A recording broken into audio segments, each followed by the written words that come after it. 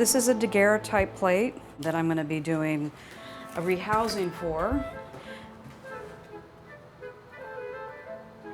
The work was made in 1842 by a French photographer, Girault de Prangey. So in 1839, two photographic processes were announced. In England, it was the paper negative photography. In France, it was photography on metal.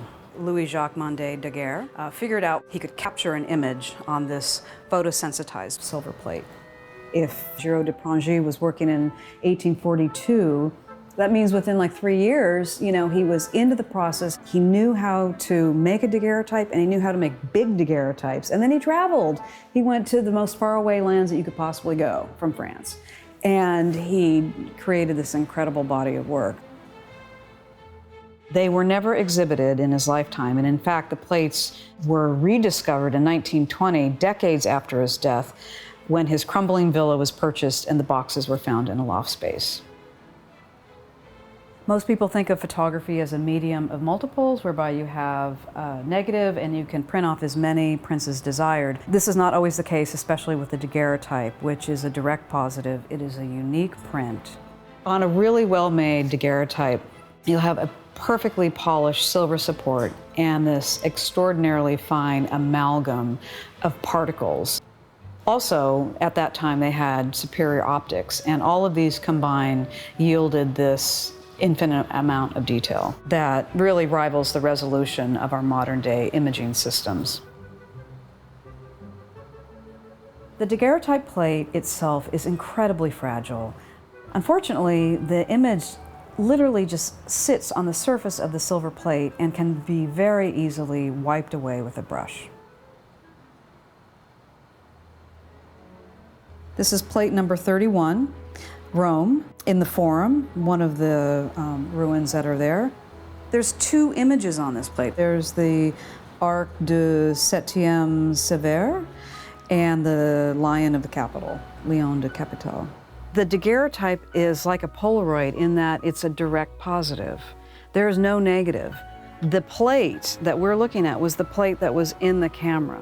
And the thing that Girault de Prangey did is he designed a camera that he could rotate the plate in the camera. He would expose half of the plate by covering up, and then he would rotate the plate and then expose the other half. It's also a large plate. The camera that this thing would have been in was easily almost the size of this table. I mean, it was really, really big. And everything had to be done by hand. The polishing of the plate had to be done by hand, the sensitizing, again, placing in the camera, exposure, and then development. One of the issues with daguerreotypes is that they are silver, and just like our silver jewelry and our cutlery, they're gonna tarnish. Originally, these plates were housed in boxes that had little slots. And that's probably why you see the tarnish at the bottom and at the top. This is an example of what happens to a daguerreotype plate when it's exposed to the air, sulfur in the air. There's all kinds of pollution, especially in this urban environment that we live in. We're not going to treat the tarnish. It doesn't really interfere with the image. I'm afraid that if we tried to reduce this, we might lose some of the intensity of the image, and the chemistry of the surface is so complicated. The treatments that we do will have long-term effects. If the work is somehow damaged, either by accident or in conservation, there is no going back. This fact informs all of our treatment decisions. Sulfur and silver have a tremendous affinity for each other. So if there's any sulfur around your silver, they're going to want to bond together. Preservation is paramount for these plates, and we are going to upgrade this plate package so that it remains as stable and unreactive as possible. I'm going to cut the tapes that are around the plate, take the cover glass off, and then very carefully measure. Before I rebind it, I will make sure it looks, that we remove all the dust and debris, but the goal today is really just to measure. 24 centimeters exactly. Here's the wooden spacers, which were, I don't know when these date from, maybe the 1970s, maybe later than that, but we definitely don't want wood next to our plate because there's lots of sulfur-containing materials there. And it's also kind of rough. And this was right on the plate. So that's really unacceptable. So the measurements are going to be sent to fabricators. One fabricator to make a metal frame, and the other fabricator is going to be cover glass, both for the recto and the verso. I will get those materials ordered, and I think maybe in 2 weeks, maybe less, we'll have the frame and the glass.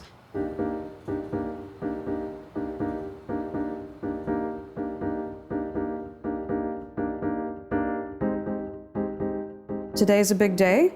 We're going to rebind this daguerreotype. It's an important procedure because once we bind this plate in its new materials, we'd like to be able to leave it there as long as possible. Our choice of materials for this new rehousing is based on what we know to be chemically stable materials. This tray that I'm going to make is going to hold the daguerreotype within its new enclosure, and it's made out of polyester, which is also an inert material. It's kind of like a clamp system. It really sort of holds the plate in place.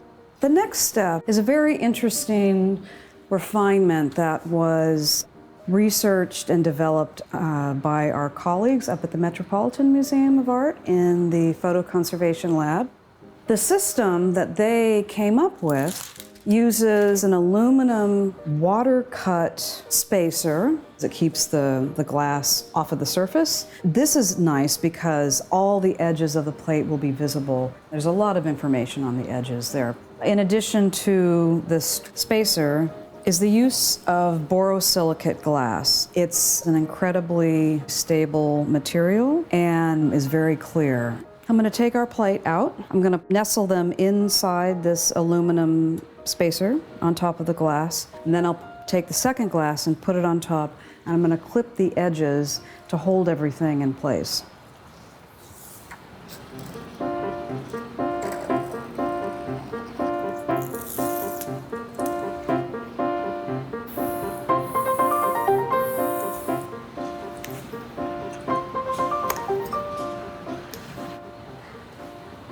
There we are.